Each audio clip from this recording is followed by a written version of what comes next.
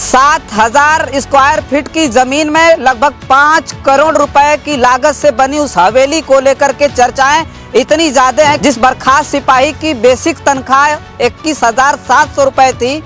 उसने 10 करोड़ रुपए की लागत से इतनी बड़ी हवेली सी राजधानी में खड़ी की। ईडी ने बहुत बड़ा दावा किया और बताया है कि उत्तर प्रदेश का अब तक के इतिहास में सबसे बड़ा जो फर्जीवाड़ा हुआ है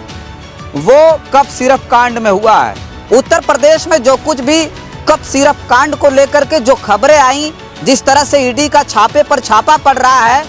कार्रवाई के नाम पर किसी के घर पर एक भी बुलडोजर नहीं चला। सोचिए, आलोक सिंह को लेकर के जो खबर है, बताया जा रहा है कि आलोक सिंह का जो वोटर आईडी कार्ड है जिसमें पता है वो पता धनंजय सिंह के पते पर दर्ज है। इतने बड़े सिंडिकेट, अब तक तो कहा जा रहा था 100 करोड़ का मामला है, फिर खबर आई 2000 करोड़ का मामला है। लेकिन जैसे ही गुजरात से लेके झारखंड, उत्तर प्रदेश तक जब ईडी ने छापा मारा तो पता चला कि ये अरबों का सिंडिकेट है, अरबों की कमाई की गई है इसमें। सोचिए, यूपी का चर्चित कप सिरफ कांड है कि दिन पर दिन गहराता जा रहा है। ईडी ने बहुत बड़ा दावा किया और बताया है कि उत्तर प्रदेश का अब तक के इतिहास में सबसे बड़ा जो फर्जीवाड़ा हुआ है वो कप सिरफ कांड में हुआ है। और जैसे ईडी ने ये दावा किया, वैसे ही पूरे देश भर में लोगों ने माथा पीट लिया कि जो उत्तर प्रदेश की सरकार है, खास करके जो मुख्यमंत्री योगी आदित्यनाथ है, वो लगातार कहते हैं कि माफिया किसी भी तरह का हो बख्शा नहीं जाएगा। और ऐसे जब जब कांड हुए तो समझिए कि पूरा का पूरा जो प्रशासन था,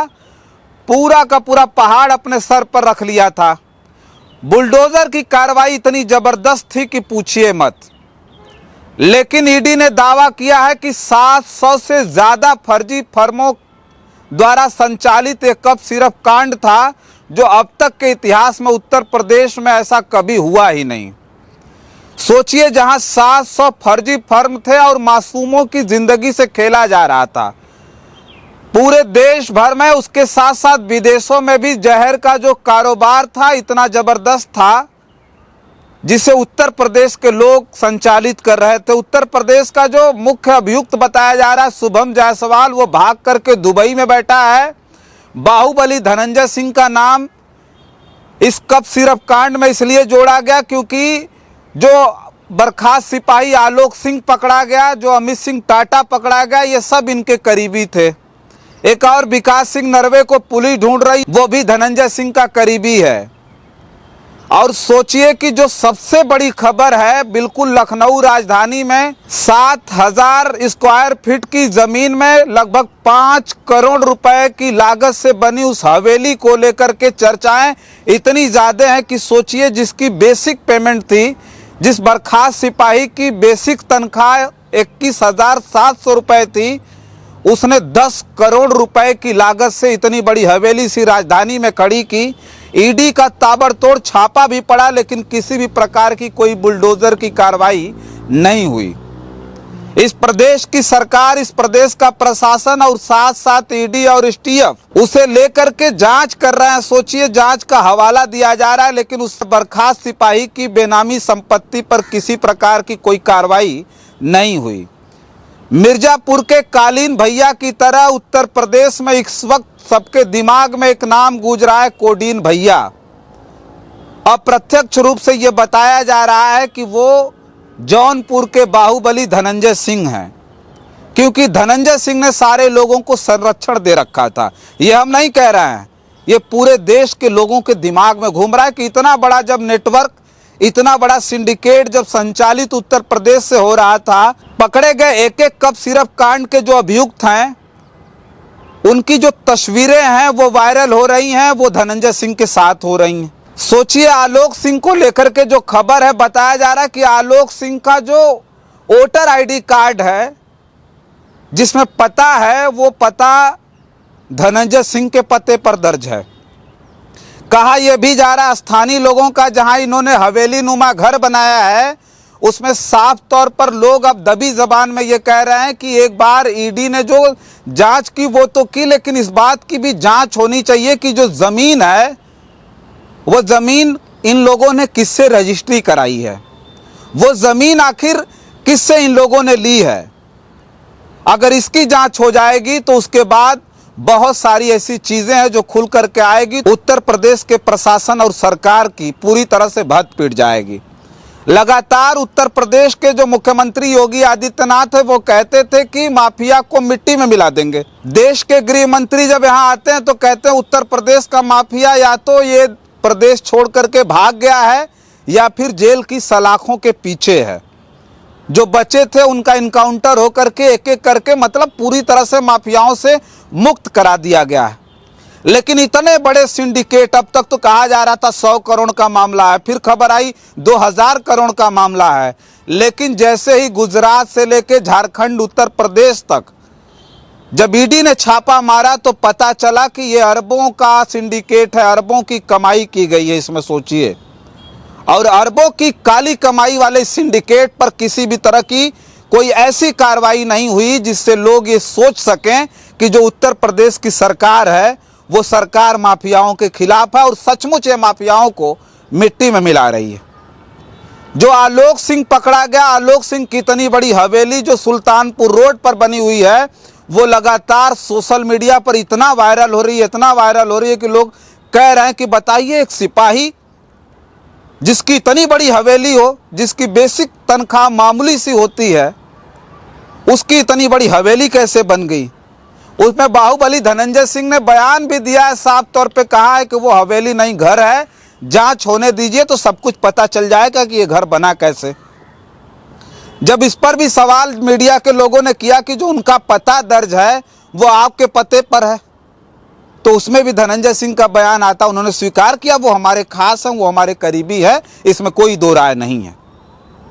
लेकिन इससे पहले भी हमने खबर में बताया कि अब तक बाहुबली धनंजय सिंह का नाम जो है वो एफआईआर में दर्ज नहीं किया गया, इसलिए पुलिस ने कोई पूछताछ नहीं की है। लगातार बाहुबली धनंजय सिंह प्रधानमंत्री और मुख्यमंत्री के नीतियों का, उनके शासनकाल का हवाला दे करके ये कह रहे हैं कि उत्तर प्रदेश में उन्हें बदनाम करने की कोशिश की जा रही है। उन्हें मतलब धनंजय सिंह को नहीं, बल्कि साफ तौर पर वो कह रहे हैं कि उत्तर प्रदेश की स्वच्छ सरकार को बदनाम करने की कोशिश की जा रही है। तो इस तरह की जो स्थिति है जिसमें अब साफ तौर पर ये लोग कहना शुरू कर चुके हैं कि जो उत्तर प्रदेश की सरकार है, योगी आदित्यनाथ है, वो साफ तौर पर केवल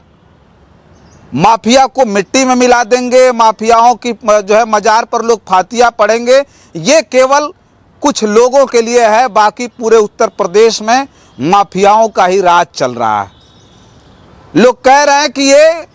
योगी आदित्यनाथ के स्वजाती लोग हैं जो लगातार अपराध कर रहे हैं और उस पर उत्तर प्रदेश की सरकार और प्रशासन पर्दा डालने का काम कर रही है। उत्तर प्रदेश में जो कुछ भी कप सिरप कांड को लेकर के जो खबरें आई, जिस तरह से ईडी का छापे पर छापा पड़ रहा है, कार्रवाई के नाम पर किसी के घर पर एक भी बुलडोजर नहीं चला और ईडी ने तो अब यहाँ तक दावा कर दिया कि उत्तर प्रदेश के इतिहास में आज तक इतना बड़ा फर्जीवाड़ा कभी नहीं हुआ है। उसके बाद भी किसी भी प्रकार की बुलडोजर कार्रवाई या इस तरह की कार्रवाई न होना ये दर्शाता है कि उत्तर प्रदेश में कानून का राज नहीं है, बल्कि उत्तर प्रदेश में उन्हीं माफियाओं का राज चल रहा है, उन्हीं अपराधियों का राज चल रहा है जो मासूमों की तिल तिल करके जान ले रहे हैं। जो कोडीन युक्त सिरप जो बनाया गया था दवा के लिए, उसे नशे के रूप में इस्तेमाल इस उत्तर प्रदेश में किया जा रहा था फर्जी तरीके से। सोचिए कि पूर्वांचल के हर एक जनपद की स्थिति है, अभी बहुत सारे खुलासे होने बाकी हैं, एक एक करके जांच की जा रही है, पता लगाया जा रहा कि आखिर अभी कितने फर्जी फर्म हैं और उन पर जो है अभी तक कार्रवाई नहीं हो पाई है, वहां तक अभी जो प्रशासन वो नहीं पहुंच पाया है। तो लोग उम्मीद लगा रहे हैं कि आने वाले वक्त में हजारों के ऊपर ऐसे फर्जी फर्म पकड़े जाने हैं जो संचालित कर रहे थे इस नशे के व्यापार का। और उत्तर प्रदेश में जिस तरह की शासन नीति है, जिस तरह की कानून व्यवस्था है, वो कानून व्यवस्था पर अब सीधे तौर पर लोग सवाल खड़े कर रहे हैं कि अगर सचमुच बुलडोजर राज है, अगर सचमुच अपराधियों और माफियाओं पर बुलडोजर चल रहा है, तो आलोक सिंह ने लगभग 10 करोड़ की अनुमानित वो जो उसकी संपत्ति एक जगह पर बताई जा रही जो लखनऊ राजधानी में है, उस पर आखिर बुलडोजर की कार्रवाई क्यों नहीं हुई? उसकी बेनामी संपत्ति है कि नहीं, उसकी जांच क्यों नहीं हो रही है? तो ये सब सारी चीज़ों को लेकर के अब उत्तर प्रदेश की सरकार और उसकी कानून व्यवस्था पर पूरी तरह से जो है सवालिया निशान उठ रहे हैं, जिस पर हम चर्चा कर रहे थे। और लगातार कोडीन युक्त कफ सिरप कांड पर हमने बहुत सारी खबरें की, आगे भी बहुत सारी खबरें करेंगे, जिसमें आपको ये बताएंगे कि किस तरह से इतना बड़ा जो नेटवर्क है जिसका संचालन बताया तो ये भी जा रहा है कि बहुत सारे भारतीय जनता पार्टी के नेता भी फंसने वाले हैं, बहुत ऐसे सफ़ेद पोश हैं जो फंसेंगे, बाहुबली फंसेंगे, और बहुत सारे लोगों का नाम अभी निकल कर के आना अगर ठीक से कार्रवाई हुई तो वो सब सारी चीज़ों का इंतज़ार हमें भी है। आप भी इंतज़ार करिएगा, इन सारी खबरों को कैमरे में कैद करेंगे और एक एक करके आपके बीच में जरूर रखेंगे। फिलहाल इस वीडियो में इतना ही, बहुत सारी खबरें लेकर के आपके बीच में हाजिर होंगे। बने रहें जन आदर्श भारत के साथ और हमें दें इजाज़त। नमस्कार।